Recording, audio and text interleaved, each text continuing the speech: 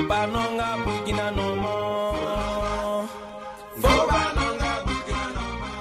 qui m'a frappé en ce qui concerne l'éducation, c'est surtout le coût. L'éducation est excessivement chère ici. Vous vous imaginez qu'en 2 ans d'études, ce qu'on a dû dépenser pour moi s'élève environ à 70 000 $, soit 35 millions de francs CFA. Je suis certain que si on m'avait remis cet argent-là, étant au Burkina, on m'avait demandé soit d'investir cet argent au Burkina ou de venir à l'école, je ne serais pas venu à l'école.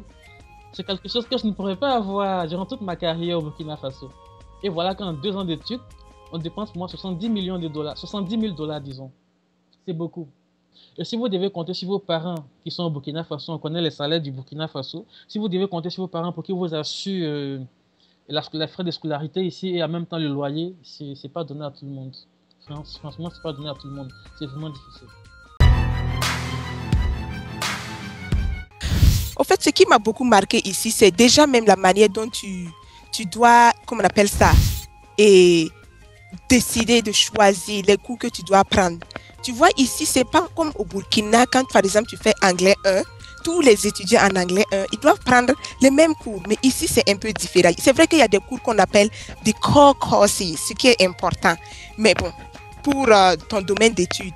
Mais tu as le choix de décider de prendre ce cours ce premier semestre ou bien de prendre ce cours ce second semestre. Et puis, il y a, comme on appelle, il y a le système électronique, à telle heure, tu dois aller t'inscrire. Tout ça, c'était tellement nouveau pour moi. Et c'était, j'avais, comme on appelle ça, je demandais l'aide à mon advisor, mon conseiller académique pour qu'il m'aide dans ça.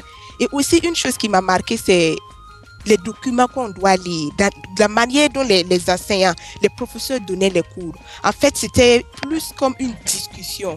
C'est pas le professeur vient, vous êtes supposé avoir déjà lu le document ou bien les chapitres et puis vous vous apprêtez, vous venez pour la discussion. Et ça, c'était un système que moi, j'aimais bien que j'étais au Burkina. J'aimais déjà ce système. Je n'aimais pas vraiment qu'un professeur vienne et qu'il raconte, il dise le document, mais qu'on débatte, tu vois, qu'on discute des idées. Et ça, c'est quelque chose que j'ai vu aux États-Unis et c'est une expérience que j'ai beaucoup aimée. C'était un peu difficile au début parce que c'était en anglais, mais avec le temps, on s'est compris. Et il y a aussi les opportunités de pouvoir donc rencontrer les professeurs. On sait qu'en Afrique, souvent, les professeurs n'ont pas de temps pour les étudiants. Quand tu regardes donc les effectifs pléthoriques donc en Afrique, on se retrouve souvent 500, 1000, 2000 par classe. Donc, il n'y a pas ça ici en Amérique. En Amérique, la plupart du temps, 15, 20 étudiants par classe et le professeur arrive donc. Il y a ce qu'on appelle les heures de bureau où le professeur consacre donc son temps à chaque étudiant qui veut donc le rencontrer personnellement pour travailler.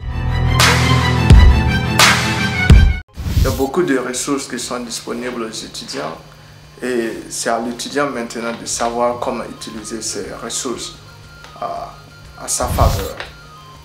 Les professeurs ils sont vraiment disponibles à ce que les élèves puissent les rencontrer à n'importe quel moment qu'une situation se présente.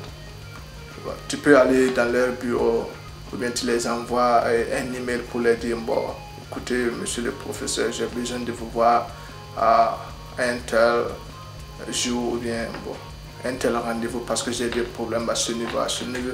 Donc ils sont vraiment bon. Humble quoi, ils sont humble. Je pense que ce qui fait la force du système éducatif américain, c'est que l'élève est d'abord maître de son destin. C'est-à-dire il ne fait que signer, comme on le dit, pour les différentes classes dont il est intéressé. C'est-à-dire s'il est intéressé par une matière qu'il trouve vraiment pertinente pour son développement, il ne fait que s'enregistrer pour ces différentes classes-là. Et l'étudiant fait son propre emploi du temps, alors que chez nous au pays, ce n'est pas le cas. Moi, ce que j'aime ou j'apprécie dans le système éducatif américain est que il est plus libéral. Il est plus libéral en ce sens que en tant qu'étudiant, tu te sens vraiment mis là-dedans à saisir ta propre destinée dans ta main. Et moi, particulièrement venant de l'université de Ouagadougou, là-bas, il fallait que tu sois dans une classe vraiment, je dirais pas catastrophique, mais bon, avec beaucoup d'étudiants, ça fait que tu as moins de chances et ça décourage un peu. Mais ici, vu que tu as tout dans tes mains, que tu es libre de faire tout ce que tu veux, ça te donne un peu le courage ou la motivation d'aller et de te dire que tu as ta destinée dans ta vie. La raison pour laquelle étudier aux États-Unis est aussi intéressante, c'est parce que, voilà, dès que tu as ce désir d'apprendre, dès que tu as cette soif d'apprendre, il suffit de venir ici et t'abreuver autant que tu veux. Il y a beaucoup de ressources qui vont te permettre de tirer le maximum des choses, n'est-ce pas, de toutes les entreprises intellectuelles. Donc moi, je pense que c'est ça qui fait la force des États-Unis. C'est-à-dire qu'il y a beaucoup d'opportunités. On encourage les étudiants à être curieux. Cette curiosité intellectuelle, cette tendance à poser des questions, à questionner chaque réponse qu'on te donne. C'est-à-dire cette tendance à douter. C'est-à-dire on inculque en toi ce sens du doute. Il faut douter de chaque chose, voilà, poser des questions, aller au fond des choses même pour essayer d'extirper, n'est-ce pas, la valeur qu'il y a dedans. Donc moi je pense que c'est ça qui fait la force des États-Unis. Souvent même il arrive que tu vois des gens qui ont une double spécialisation, donc ils se spécialisent en philosophie et en physique. Deux sujets qui vraiment semblent un peu antinomiques, au moins dans le contexte de Burkina Faso. Par contre ici, ce n'est pas le cas. Il est bien de noter qu'en plus du suivi rigoureux des étudiants dans le système éducatif américain, la technologie avancée aux États-Unis fait la force de l'éducation américaine. D'abord, beaucoup de devoirs et d'examens sont composés en ligne. Et dans ce cas, les étudiants n'ont pas besoin de se déplacer dans les salles de classe pour composer. Et ils ont accès immédiatement à leurs notes après les différentes compositions. En plus de cela, certaines classes sont dispensées en ligne.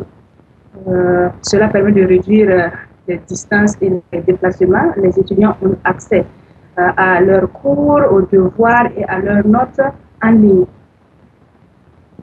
Ensuite, le système de report de notes et de calcul de moyenne est beaucoup plus crédible dans le système américain, en ce sens que la plupart des professeurs ont un système de notation, y compris le report de notes et puis les calculs de moyenne appelé Blackboard, à ne pas confondre bien sûr avec la traduction littérale de Blackboard qui veut dire tableau noir.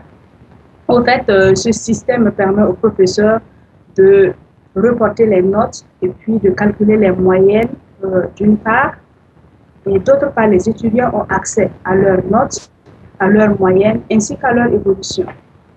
Partant de ce fait, les moyennes générales sont calculées électroniquement et cela permet d'éviter des erreurs de calcul de moyenne faites manuellement, comme ça se passe dans certains pays africains, y compris le mien, le Burkina Faso.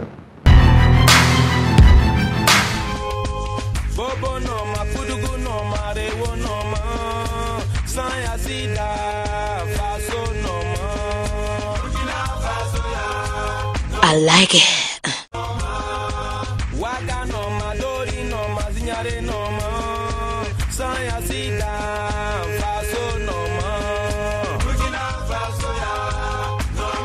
I like it.